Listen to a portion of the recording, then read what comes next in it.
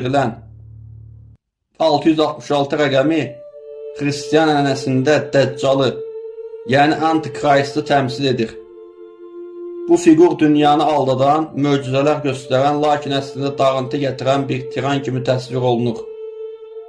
Armageddon döyüşü bu qaranlıq gücün ordularını Megiddo vadisinə topladığı an başlayır. Lakin bu döyüşün qalibi əvvəlcədən bəllidir. Göylərdən ağ bir at üzərində enən İsa Məsih, kralların kralı olaraq orduları ilə gəlir və şəri əbədi olaraq məğlub edir.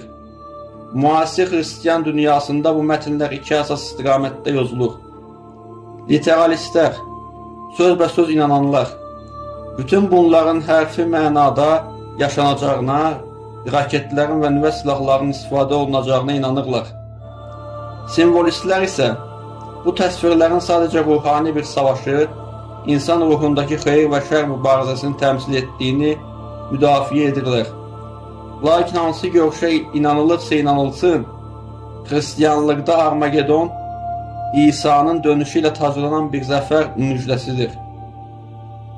Yahudilik perspektivi, Qoq, Maqoq və Məsih gözləntisi.